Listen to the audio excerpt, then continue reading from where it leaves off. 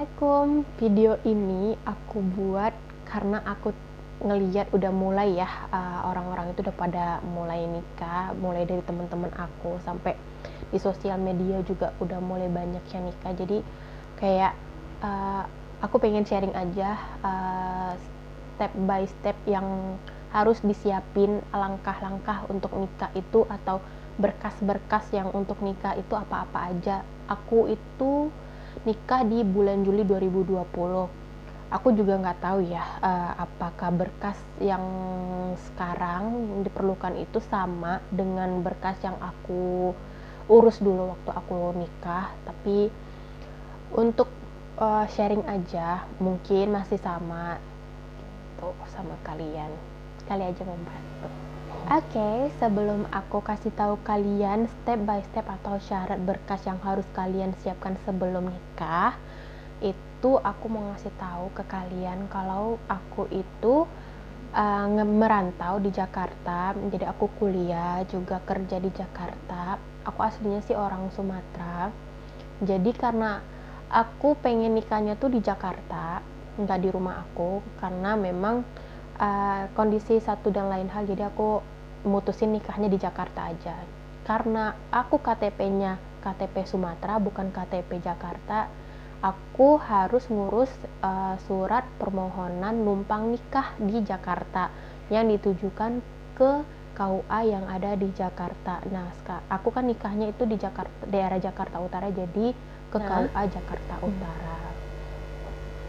Nah, karena aku itu numpang nikah, kan harus banyak ya berkas-berkas yang syarat-syarat untuk nikah itu yang harus ditujukan ke KUA Jakarta Utara. Jadi karena aku juga nggak pulang kampung pada saat itu karena pandemi, jadi aku minta tolong ke keluarga yang ada di kampung untuk ngurusin berkasnya dan nanti dikirimkan melalui pos atau ekspedisi yang lain. Untuk berkas-berkasnya sendiri ada di sini, kalian bisa lihat aja. Nah, nanti itu semuanya akan dilampirkan dengan surat permohonan numpang nikah dari KUA yang ada di kampung aku ke KUA yang ada di Jakarta Utara, gitu. Untuk berkas sendiri, mempelai laki-laki dan mempelai wanita itu sama aja berkasnya, tapi bedanya di aku, karena memang aku itu KTP-nya masih KTP Sumatera, jadi harus melampirkan surat permohonan numpang nikah ke Jakarta Utara. Tuh, menunggu berkas-berkas aku dikirim dan sampai, jadi aku dan suami itu ngurus sertifikat layak kawin dari puskesmas gitu. Nah, di puskesmas itu juga karena memang posisi saat itu lagi pandemi, jadinya kita nggak bisa langsung buat.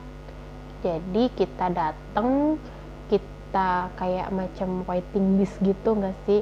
Jadi seminggu kemudian baru kita datang lagi kata satpamnya gitu. Nah, satpamnya kasih tahu kita, Mbak sama Mas mau buat sertifikat layak kawin ya? Iya.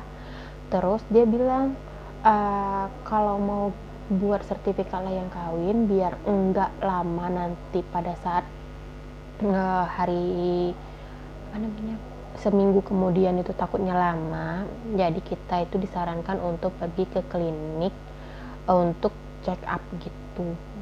Jadi kita check upnya di luar. Nah, check upnya itu apa aja? Aku sih udah ini ya, check upnya kayak gini. Aku juga nggak paham nih bentukannya begini nih. Pokoknya itu ya begitulah gitu kan. Udah dapet ini, jadi nanti pada saat seminggu kemudian kami pergi ke puskesmas, udah ada ini.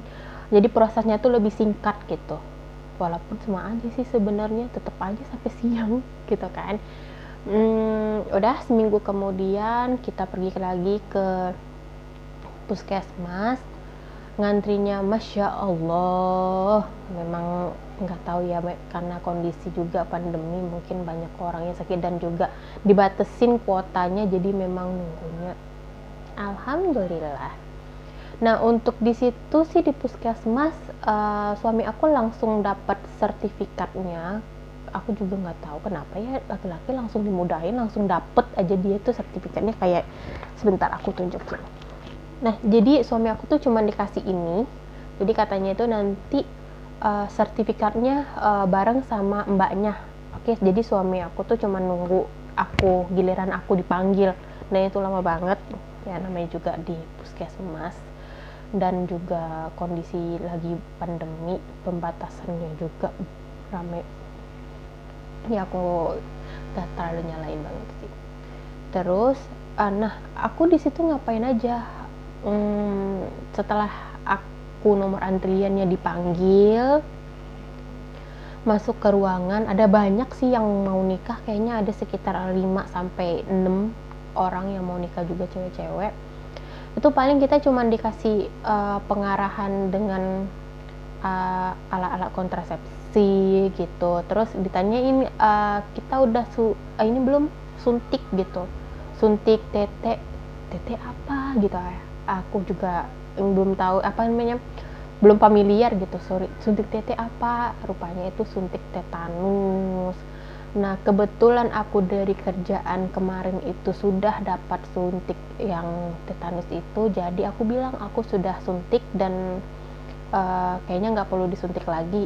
Udah selesai itu aku pergi ke ruangan lain, terus langsung dikasih sertifikatnya itu kayak gini. Nah, ini 2, ini suami aku, ini aku gitu. Setelah itu baru berkas aku nyampe, kita lampirin berkas aku, berkas suami aku sama sertifikat layak kawin itu ke kelurahan. Setelah ke kelurahan kita udah selesai untuk ngurusin ke kelurahan, kita langsung daftar nikah di KUA. Nah, di KUA itu kita udah tinggal ngelampirin aja berkas-berkas yang tadi semuanya itu, dari yang KUA aku dari sana, dari kampung, yang diurusin suami aku yang ada di sini, sama sertifikat layak kawin itu dilampirin semua. Nanti sudah ada surat pengantar dari kelurahan. Nah, nanti itu yang kita kasih ke KUA-nya. Nah, di KUA itu cuman ngasih tahu doang kalau kita mau nikah di tanggal ini, jam segini, nanti dijadwalin. Udah dijadwalin, kita itu disuruh isi selembaran. Jadi selembaran itu untuk mengisi KTP. Nah, nanti KTP aku, KTP ayah, KTP suami, KTP ayahnya suami gitu, saksi-saksi. Jadi itu dalam satu lembar, nanti kita tempelin aja. Udah, setelah itu kita, karena memang aku nikahnya itu di rumah, jadi KUA-nya kan nanti yang ke rumah itu bayar administrasi. Aku lupa sih bayar administrasinya ya, aku lupa. Jadi nanti kalau itu mungkin tergantung sama KUA-nya kalian kali, aku lupa ya, mohon maaf ya.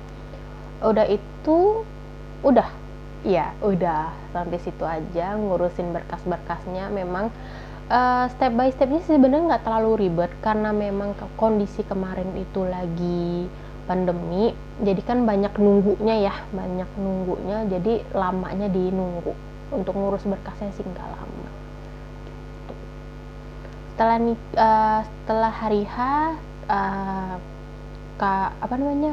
penghulunya datang, oh udah deh nikah, oh udah deh halal, oh udah gitu ya. Ini sharing aja aku sama kalian. Mungkin ada yang mau nikah di jarak waktu yang dekat, jadi kan bisa ada bayangan berkas-berkas apa aja atau syarat-syarat apa aja untuk nikah itu. Aku seneng udah bisa berbagi sama kalian, sharing tentang pengalaman aku. Semoga sharing aku ini membantu dan memberikan informasi sama kalian.